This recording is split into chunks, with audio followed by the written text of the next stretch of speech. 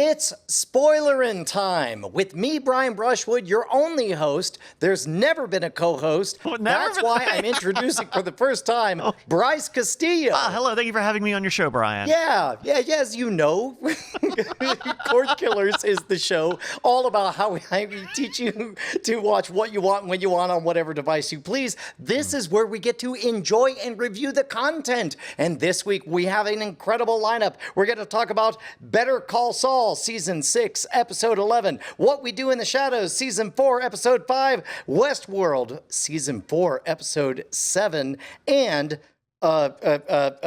Prey, most importantly. I did everything wrong. You got it. No, you got it right. No, you did it perfectly. We should hire Tom Merritt for this. That would have been great. That would have solved this problem. But what are we going to start with first, Brian? Let's talk about Prey, the sequel to Predator. I mean, it is there's prequel. Been a few. What? Yeah, no, I guess it is. Ooh.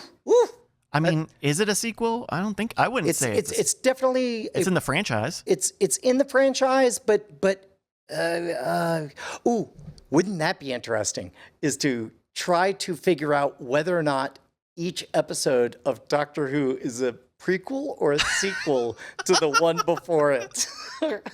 Okay, yeah. Regardless, if you're not familiar, you remember the movie Predator from the 1980s. I actually have not seen. I went into this not having seen any of the Predators or Aliens or anything. None of them? Zero of them. Ooh, I kind of would really like to watch you watch Predator in all of its 1980s glory. Yeah. But this particular one takes place a few hundred years beforehand in the 1700s in North America. It has a Comanche tribe. There's a lot of changes to the rules, but it sticks to the formula that made Predator a success. Disclosures. Friend of the show, friend of ours, Dan Trachtenberg directed it. Formerly of Totally Rad Show, became a man on the internet, all sorts of stuff. I taught him how to eat fire. Yeah.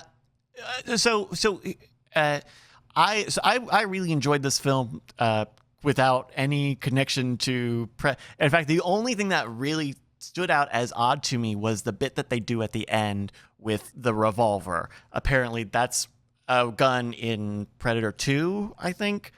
Is that what that was? And so they take a second to show you the engraving on the side of it. I did smell like that one was weird because it's at the very end of the movie. Yeah. But otherwise, I thought it was great. I was really confused. I know of Predator. I haven't seen the movie, but I want to hear every detail. Walk me through your experience as somebody who has never seen one of the biggest sci-fi franchises of all time, but indulged me and watched it yesterday. Yeah. I mean, it's not a complicated story, and I think it has a lot of interesting room for interpretation, right? I saw a great tweet likening it to Western big game hunters, right? Who go out into controlled wilderness and hunt endangered elephants. And you see some of those behaviors in the Predator here, right? Overwhelmed with power, but doesn't know the land and maybe doesn't know the people very well. I thought it was great that every time the Predator got hurt, it was because of the Predator's own actions. No human being really hurts the Predator in this film. She manages to make him hit himself both of those times. I did not. The only two major hits on there are the end where he hits himself with the heat-seeking missile to kill him. His own weapon is commandeered. Cutting his arm off. That's right. He cut his own arm off in that fight sequence. He had the shield come out, and he didn't realize that he was chopping his own arm off. So I don't want to spoil the original Predator because I want you to watch it, but there were so many very subtle nods to it and a couple of really good fake outs. One of the most famous lines from the original Predator movie is when Arnold Schwarzenegger says, they discover the glowing blood and they're like, if it bleeds, we can kill it. Oh, And right. So that came back. That was fun.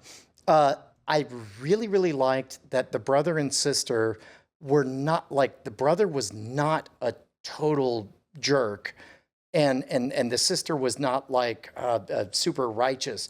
They seemed like they had true parity and respect for each other. It just happened that our hero, the girl, leaned towards watching carefully and waiting for the right moment for things. And they mention it twice leading up to the final ending. What I loved most was that 2/3 of this movie, there's practically zero predator. It's pretty much watching somebody play Far Cry Primal, where they kill little beasts to craft things to make cool gizmos that allow them to kill bigger beasts and so on. Yeah. So Does that theme carry from any of the other Predator films? This idea that okay. Well, so Because it's like, to me, how do you kill a predator that has a bunch of alien technology that he killed off of another alien if you're a human? So, boy, it's fascinating that you don't know this. How is Luke and Vader related? I'm genuinely, I'm very happy for this conversation. So what it appears to be is, first of all, in the original Predator, there was a metal mask that covered the entire Predator's face, and he would fire like a plasma weapon or something advanced, futuristic, whatever. They deliberately convey, I think very effectively, I don't know if this comes from a place of honor or a place of technology or what, but that what's on screen right now, the 3 laser dots for the sighting, is one of the iconic images. Originally, what came next is a plasma blast that would destroy somebody. In this case, there were 3 projectiles, just straight up metal thingies that the Predator had to run over and pick up and do it again. He had the Guardians of the Galaxy arrow thing. Thing. A little bit. Yeah. Yes. That was one of his other tools. I think you're describing something else, but that was something that he had like a little floating arrow guy. There was that, but I wonder, okay, questions are better than answers. And this brought me so many wonderful questions, like, why is the technology of this Predator just a little bit less advanced, crude almost, in comparison to the 1980s one? Yeah. I have a question for you. Okay. So hit me. The Predator Vision segments, normally there are a lot of them because that's one of the best bits of the franchise. Yeah. However, I think there were only like 4. The first one was you saw a rabbit running away from a wolf, and you saw beep bop boop, identify rabbit, alien text, beep bop boop, identify wolf, alien text. Yeah. And you could tell that they're saying, oh, I get it. They're identifying who's a predator, who's prey. We don't do prey. We're doing this for sport. Yeah. We need something that actually fights back, right? And later, we see it again when our hero, who's Naru, I believe. Naru, the predator. You see the same sequence, but but you don't know what that alien text is, and so it makes it's as though it very clearly expresses that it's trying to identify, is that a predator or is that prey? Because I'm a predator that only does predators. Yeah. I don't know what this is. It would explain, why the predator initially doesn't kill Naru the first time they meet up, where he just kind of lets her be. I think that's really solid, and that's the stuff that brings depth to the Predator character, right? Is this a very violent but noble warrior? Is this someone who is just trying to clear house and get ready for the alien invasion, whatever it is? It's great that you don't get that, and it's interesting to put the Predator storyline parallel with the Europeans of the story, right? They also The French say French, the F word. Excuse me, the They're French. I didn't remember, but it puts them in the same place, right? A foreign language. They don't translate it. You kind of just have to go by actions, and they. I think, yeah. My gosh, it's God. This movie is very good. What are the Predator bits about this what are other Predator bits of this that I'm missing? Okay. Is there much, or is this like a new? Does this feel contiguous with the other ones? Yes, in the best way. There's one of the fake outs is when she gets stuck in the quicksand or whatever. Oh, yeah, the swamp Covered in thing. mud, right? Yeah. Spoiler for the original. Arnold Schwarzenegger gets covered in mud, and the mud, it turns out, masks his heat signature. Yeah. So he figures out that I could be invisible to this predator. Oh, I saw a Modern Rogue video about that. Exactly, right?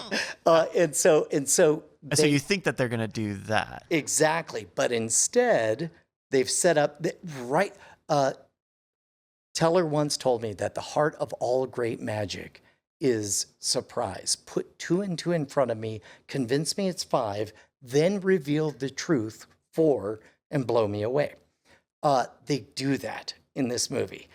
That orange whatever, like multiple times. It makes your blood cold. Right. Hey, you can't be making your blood that cold. Yeah. And then right at if you make your blood cold one more time, Missy, I swear I'm gonna take a switch. And then it's like the one Frenchman that we kind of like. He's like, my blood's very cold, but I scream when somebody steps on my chopped off foot. And then it was beautiful. That was a great fake out. And I didn't catch that the first time. It was until I was talking with someone else and they mentioned, oh yeah, and the cooling, her blood got cooled down, which I didn't even think about it. But when you have that context in the previous, if you know the lore, you have both the question and the answer. Yeah, perfectly. Very smartly set up for you, yeah. Yeah. So there was definitely the "if it bleeds, we can kill it" tribute. Uh-huh.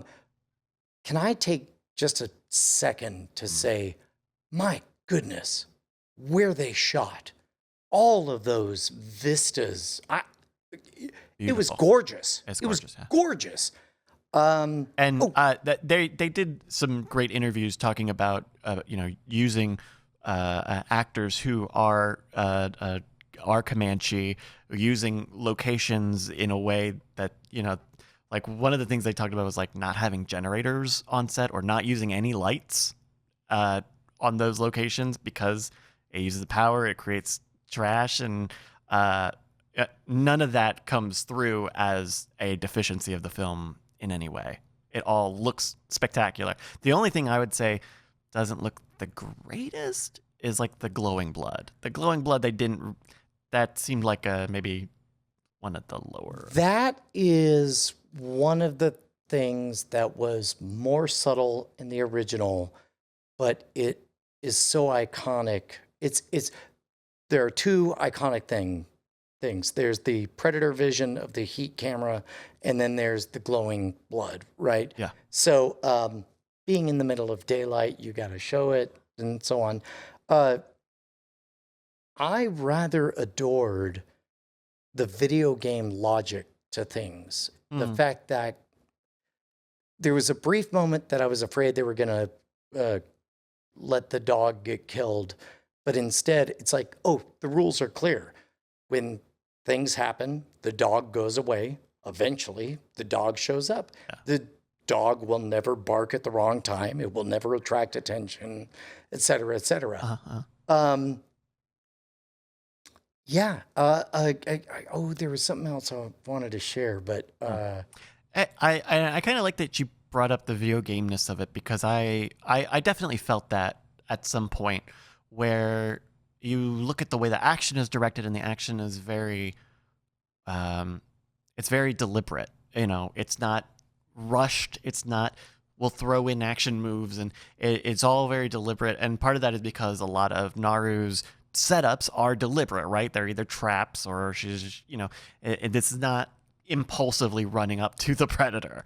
And I think that ends up playing really well. I think it means that the action is impactful when it's there, but you still have a lot of space for tension and the story. that might have been one of the things that I respected the most, because there would be, I would imagine, a temptation to make the brother a bad person, a real jerk who didn't deserve to run the tribe, but instead it's like he's, going to be in charge, and it's like I feel pretty good about it, and then which makes it actually so much more powerful when the two of them are trapped as bait. Which again, I love the fact that they train us like predators ain't got no interest in bait, and so while they're in the middle of that burned out ash field or whatever, I was not worried for them at all. And anyway, it led to that moment of sacrifice that felt truly powerful, where her brother was like, "Hey, I'm giving this up. I'm doing this, and it's on you." And it felt earned in a way that you don't often see in one of these spin-off movies. They had a really great moment between the two of them after the predator is introduced, where they're taking a second, and he's like, "That's what you picked for your big hunt, huh?" Oh my God! Wow, No, that was great. It was so perfect. Like it's so personal, and it's exactly the type of thing you would have said in 1700. Like, really, you had to pick the alien, huh? Okay, cool. To your sister is what you, while tied up, is what you would say. You had to pick the thunder god. Okay, cool, smart. I don't have anything else but other than total praise for this film. I mean, it's just so good. So, two things I noticed. One was the opening is so strong in the storytelling and so real in the humanity that it felt, don't hold me to this, but it felt Sci-Fi Channel when all of a sudden you see clearly computer generated ships show up or whatever. And I was like, I don't think those were bad effects. I think that the story is just so good that I was unprepared for CGI stuff to show up. Yeah. There's thankfully not too much of it. I know someone in their chat mentioned the animals. Like, yeah, the CG animals, you don't need to have a very discerning eye to see when they use real animals and the fake ones. But it's I did like the absolutely unrepentant, no, these are food, we kill food. Like these are gatherers, these are hunters. Hunters kill living things so that the tribe can eat, and so on. They did a great job. All of which brings me to my favorite moment. Oh, okay, yeah. That snake scare when it turned out to be alive. Oh, yeah. And skinned. That was good. Was good. Oh. But you were not sitting next to Bonnie Brushwood, who had just brewed a cup of coffee. Oh, no. She had to go brew another one, I bet. she had to change clothes? Oh, no. That was a good scare, too. It was great. That was a great scare. And then, oh my gosh, seeing the buffalo skinned and then kind of trying to put two and two together on that was so good, right? Like, oh, the French killed the buffalo, but the predator probably skinned them. No. You think the predator also killed them before skinning them? Nope. Are The French were buffalo skinners. Like they just shoot them all, take their skins, let's go sell them, and we're done. yeah. I mean, you've seen Guy on a Buffalo. It's been a while, but yeah. But that's wonderful that you were faked out by it, because I did not experience I know being faked out. She at all. mentions that the French killed the buffalo, and I don't know. I guess there was just enough ambiguity of who did what after the killing, because I don't know. It's very small to the story, but that visual of seeing the lumps of organs just out there was great. It fake out or not, just arresting, just visually arresting. It was also good when, I don't know, they walk up, they see the skinned buffalo, and they pick up a thingy. And in my mind, I was like, oh, that must be bullets, ammunition, a shell or something. And it wasn't until I saw it in the hands of the lead bad French person that I realized it was a cigar. Oh yeah, okay. Yeah. Yeah. It's great. It's really good. It's a great movie, even without the Predator. It's a great movie with the Predator. Yeah. I like. Oh, by the way, did you notice that in the first, like, I don't know, 2/3 of the movie, or about first half of the movie, our hero Naru. Naru Naru.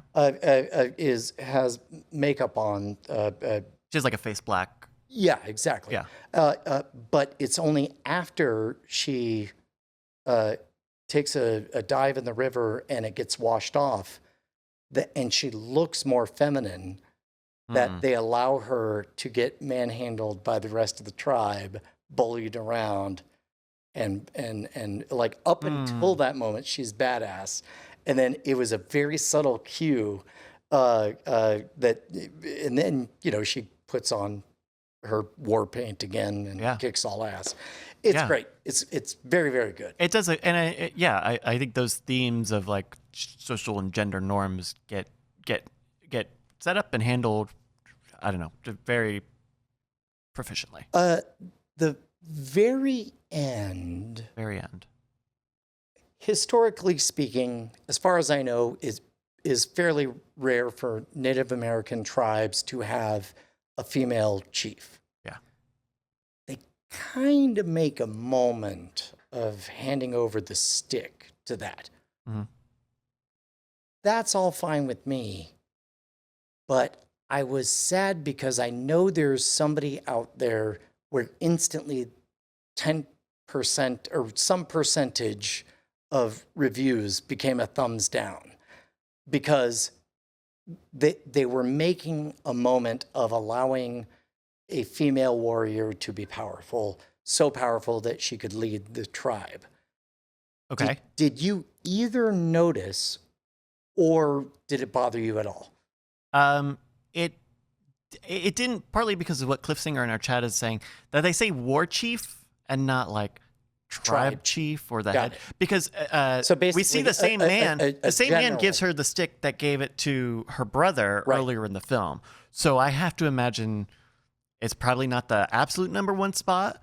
I don't know. I hadn't considered that. It's like being promoted to a general and not the president. Yeah, right. Like I have to imagine it's something like that. They to hear all of the premiere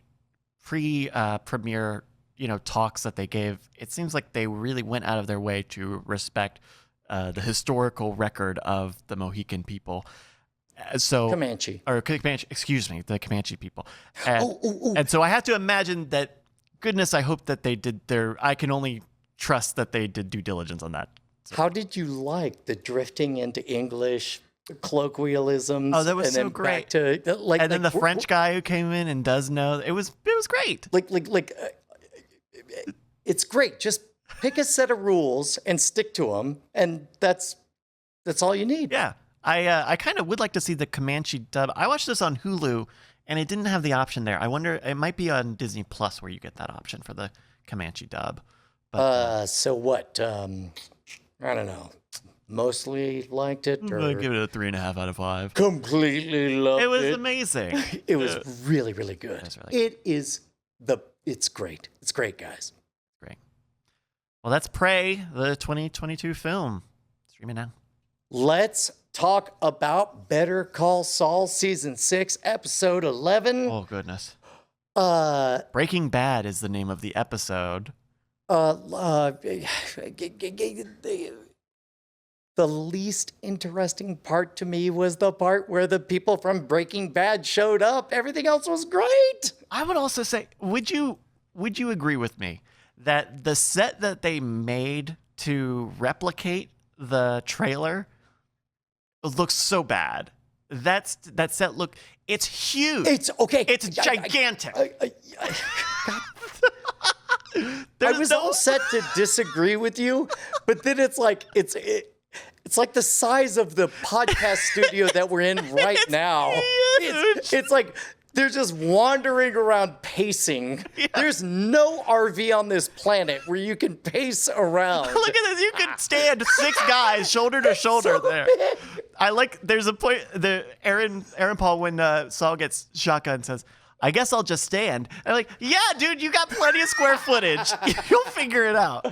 Other than that, I mean. The biggest moments were, so all of the in-color moments were about, Breaking Bad era. Saul's connection and his interest in the potential of the Breaking Bad crew. I did rather like that Mike Ehrmantraut, who later would be killed by Walter White, said, yeah, seems like you shouldn't mess with him or reach out to him at all. Yeah. And then we end with, of course, that scene where he's going to do that. Well, and that, I feel like that dynamic between Saul and Mike, we never got. I feel like this filled in one plot hole of what was it like with them together through all these years, and it's Mike is running this scam empire for Saul. Black and white era. By the way, we got some wonderful tweets talking about the perfection about your phrase when Saul Goodman connects with Kim Wexler, it brings the color back into his life. Which, yes, I definitely would hope that's how we end. But we definitely found out for the first time, Kim Wexler, alive and well, none too pleased with Mr. Goodman. Oh my God, it was so good for them to be like, I'm going to call Kim Wexler now. And then we hear none of it. It's perfect. And then we just see him just slamming stuff and smashing windows and so on. It's really, really good. I liked the fact that, and maybe this kind of tips back to having watched Prey, but in a video gamey kind of way, it's like he rediscovered his game. It's like, I know all these scams. I've got one. I got one guy who is under my thumb. He's got a friend. Let's go. Let's get started. Because, Kim's not an option right now. Clearly Kim is not an option right now. It is still super hot in New Mexico, per Francesca. I think Kim is rightfully pissed. If I was Kim and Saul called me just at being target number 1 for this manhunt still, how dare you? How dare you? You would put a crosshairs on me? Yeah. What is this? Right? Yeah, absolutely. And Francesca, like going through the list of all the places he's squirreled away all of the money and just explaining, nope. And he's like, wow, I truly am out of options. Yeah. And, this goes back to something I mentioned last week, but like, Saul really did have to build up a little community of people in his life to pull off that last scam last episode, and now he's leaning on them because they are all he has. He is really reckoning with that's all he's got left right now. Is maybe he needs to make some money, but right now, what is he living for? Cinnabons or ripping people off? And he likes ripping people off.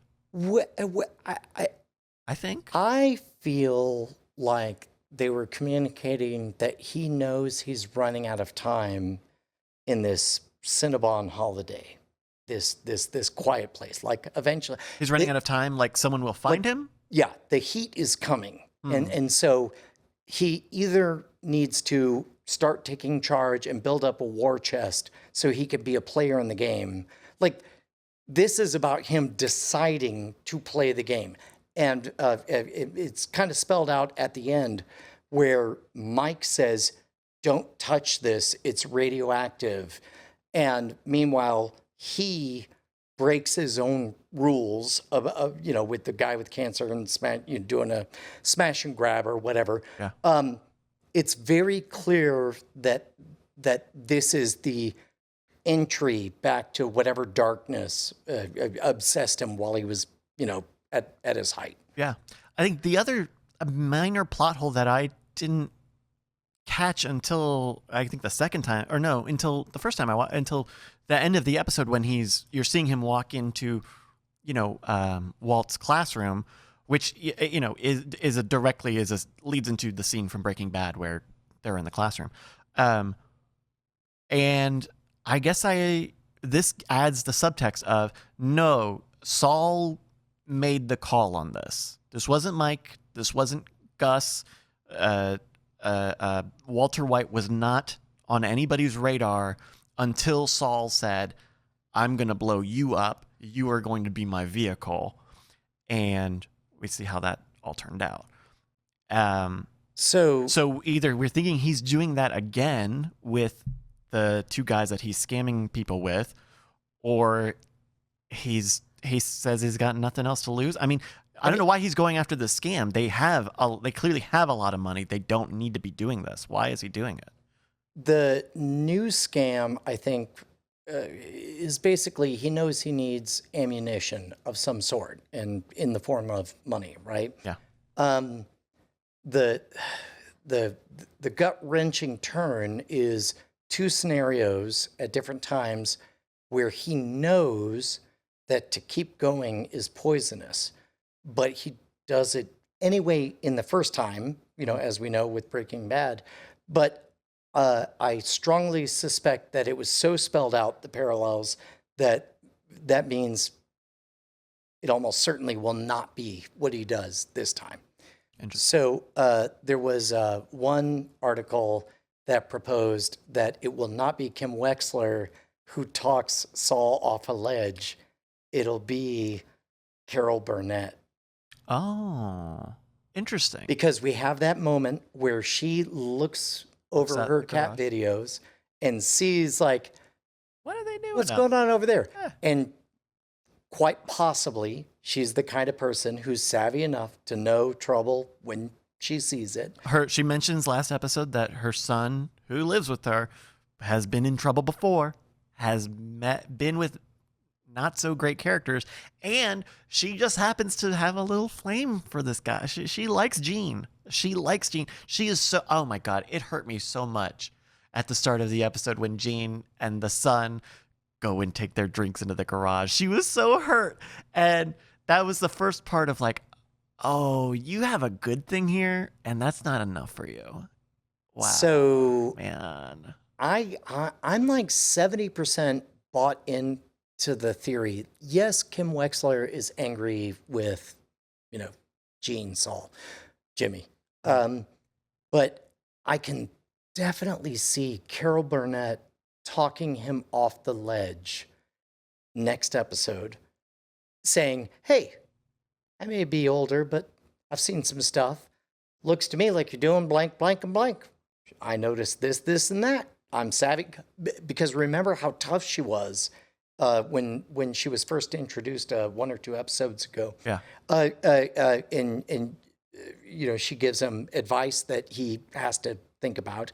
And then hopefully next episode he pulls back from the ledge, and the episode after that we see some kind of reunion. I don't know. It's great. That's all I know. They've been making these posters for each episode. I won't tell you what's on the poster for next week's episode. Oh no! Or tonight's episode, really. Oh no! I guess I can. I can go watch it immediately. It's a little. It's yeah. That's. God, this show's good. It's a good show. It's a good show. All right. Let's talk about What We Do in the Shadows, episode 5 of season 4. Hey. Private school. What's been your least favorite thing about the first 4 episodes of this season? It's been when they've had episodes that just have 3 completely unconnected stories happening at the same time. Yeah. Also, an annoying kid running around, just, doing weird stuff. Colin, yeah. What if we had an episode where the kid was funny? Like, straight up Colin Robinson was funny. By the way, this is the first episode they've ever called him Colin Robinson. Oh. At the very beginning, they say the weird thing that came out of the dead body of Colin Robinson. And then after that, when they apply for school, they start calling him Colin Robinson, right? I didn't notice that. And then the entire ensemble comes together in maybe one of the best, Guillermo is funny. The dude Doug or whoever from next door is funny. The headmaster's great. The doll gets Nandor and his face work. He's like, you look like a Star Trek character.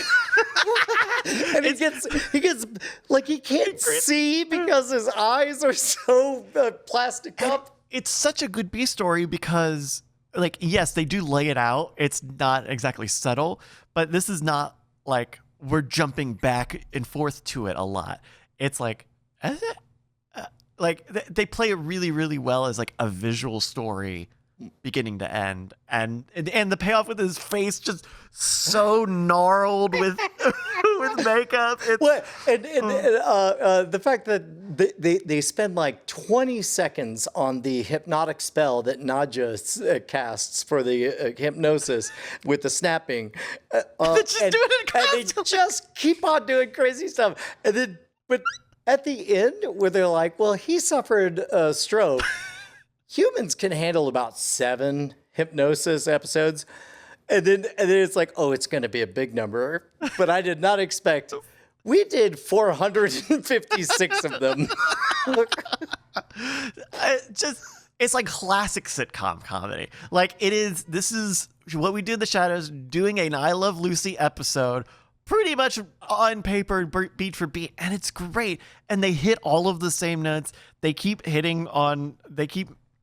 doing a bunch of gay jokes that are really, really funny, and and they're not even they're just acknowledgements of I'll be gay. Gay is so in right now. I want some gay. Oh, and then they graphically describe just how gay they are. A really solid episode on retrospect. Just a really shining episode from the season so far. We finally have back at least some version of the Colin Robinson that we fell in love with. The Djinn is way more interesting now because he has an unspecified number of wishes left. He goes out of his way to not say the number that Nandor has left, which makes it so much better. We see what Guillermo's up to with skimming off the top and becoming like a crime lord, trying to bribe the crew of the documentary. And then just at the end, Nadja's like, this isn't what it looks like. Okay, it's completely what it looks like. It's great. It's good. And I like that they're continuing to find meaningful characters meaningful facets of these characters to explore. Because I like seeing confident Guillermo, and it's so much better than the timid Guillermo from the first 2 seasons. Well, and also like a Guillermo who's sort of waiting and deciding like he knows he's powerful now, and he knows he's in a station beneath him, and he's trying to figure out how to make that work for him. But we don't. I don't know that he knows what he's going to decide. I will say that Laszlo is like having Matt Berry fully present and back, and just so proud of baby Colin Robinson is amazing. It justifies my frustration and confusion from last season. It's great. And Laszlo is a character who you would care, who is, I would say, known for being a bit of a prick. He's not, he doesn't really treat anybody good at all, other than Nadja or the people he lives with. Even Guillermo, only recently does he have his respect, and so only recently can he remember the name of and not call him Gizmo.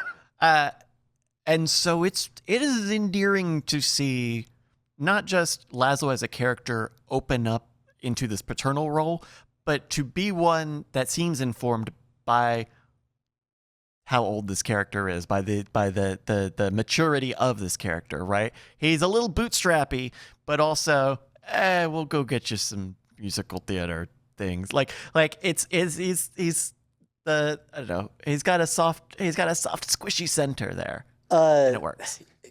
I'll tell you what, I really hope that the unspecified number of wishes is like in the 20s. Okay. Because I'm beginning to fall in love with the Jinn. He's great, and the negotiation from the other episode. Right, he's not trying to trick him or anything. Well, he's like, well, you do realize if you do that, it's going to cause this, and okie doke, click. Yeah. I think I like the Jinn way more as the season conceit than I do the Vampire Nightclub. Vampire Nightclub's fine, but I'd rather. I'm glad they didn't even try to show it.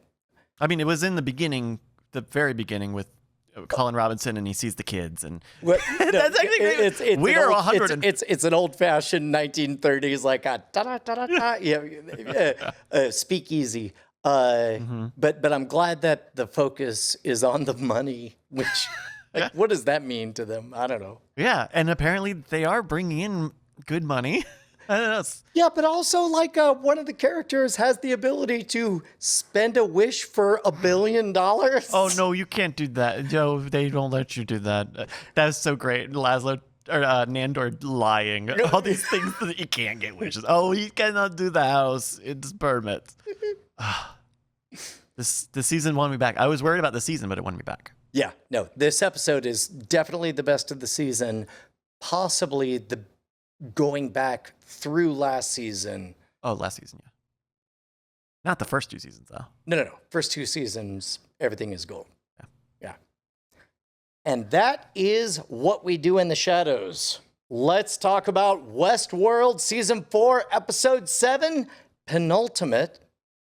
That's right. Wait, that's not the name of it. No, it's the penultimate episode of the season. Well, then, This episode. I'm trying to look. He's off fighting bad Time Lords, and so I'll keep this short because Tom's not here. This is Metanoia, the episode, and I really just wanted to bring this up because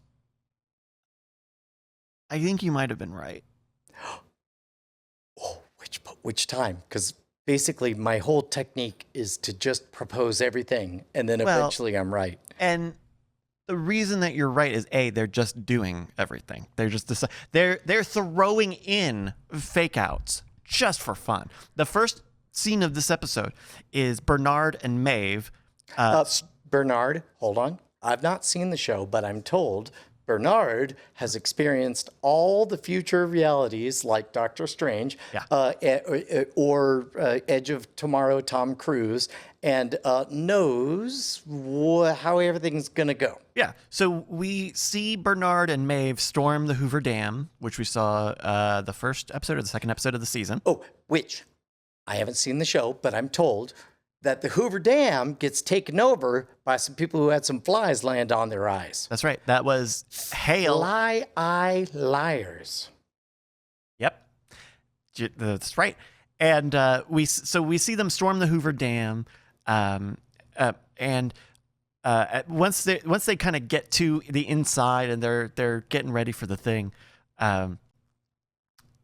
Bernard is doing this very casual thing. They're not like explaining exactly what they're doing, but Maeve is like, "Hey, we gotta go," and Bernard's just like, "Hey, you want a drink?" And he pulls out like some brandy and starts drinking. Like, okay, maybe he's doing the Doctor Strange thing. Nope. It's a fake out. That was him doing one of his many trillions of simulations at the very beginning of the season, because we cut away to him at the Sublime talking to the guy. "Oh, I've seen it. I've seen the end. But did you see the end of the end?" Pause. You've seen Everything Everywhere All at Once, right? One of the conceits is that you do something that has never been done before in order to access other worlds or whatever. Okay. So this was not one of those kind of things, which would have been awesome. This was a purely virtual simulation of what was about to happen chronologically next in the story, but instead was shown in this order so that you saw the thing that was about to happen in a minute. Kind of strange, but they end up doing it. Really, the reason I wanted to bring this segment up tonight is because one of the predictions that you have is at the end of this. Oh, the spaceship. Extinction. The humans, the hosts, all of them see at the end of the road, there is extinction. And only a small amount of it, only one small fragment could be saved, Brian.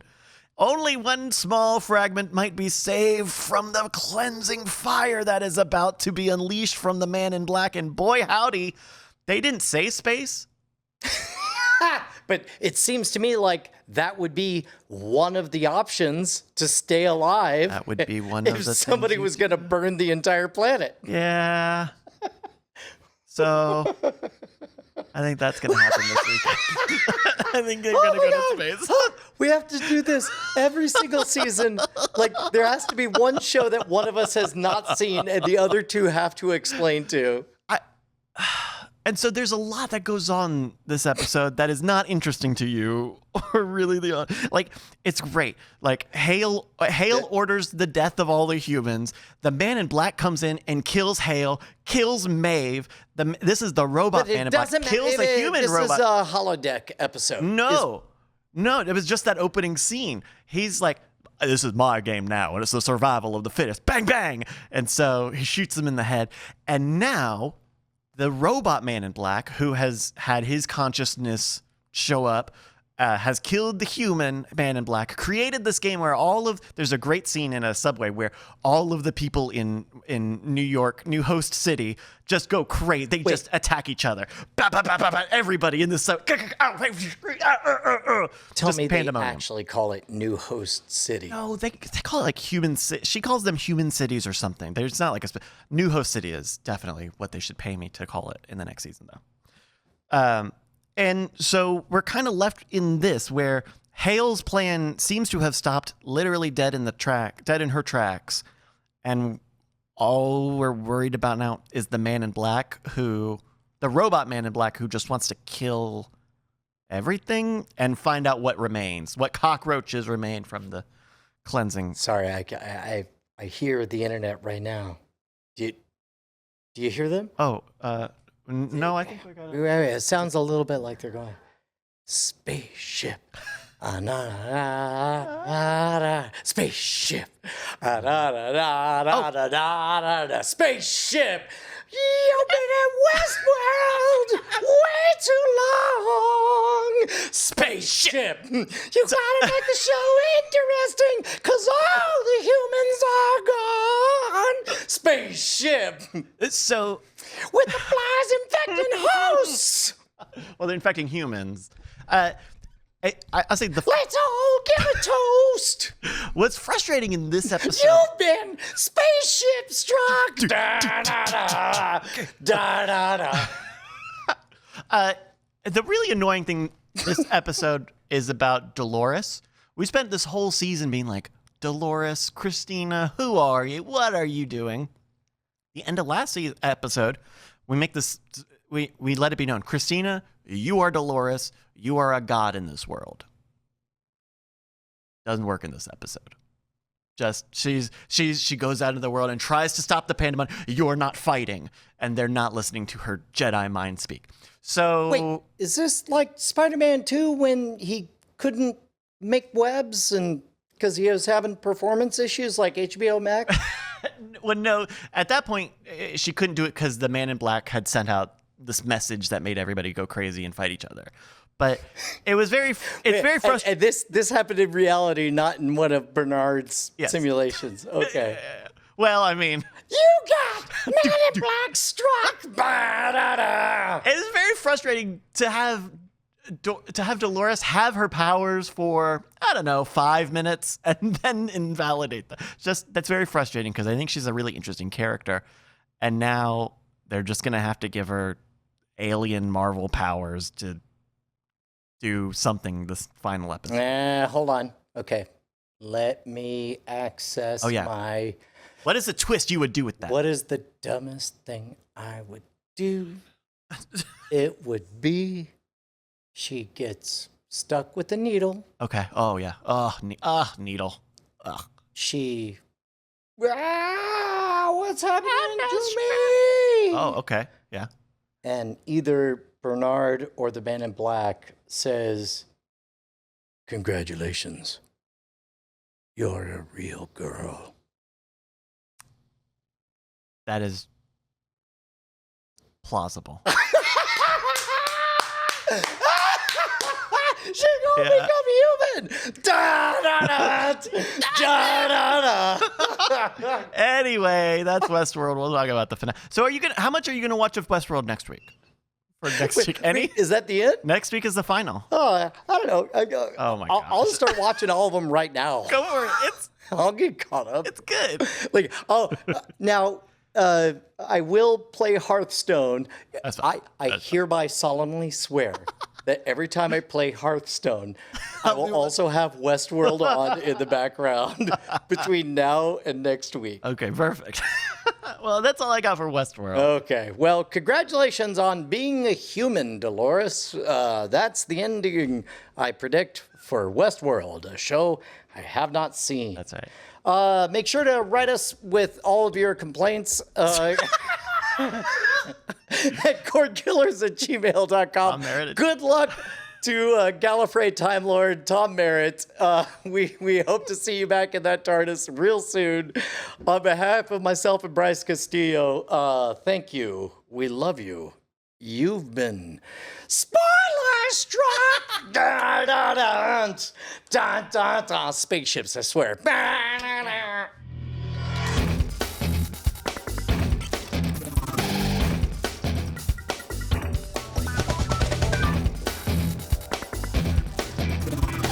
Diamond Club hopes you have enjoyed this program.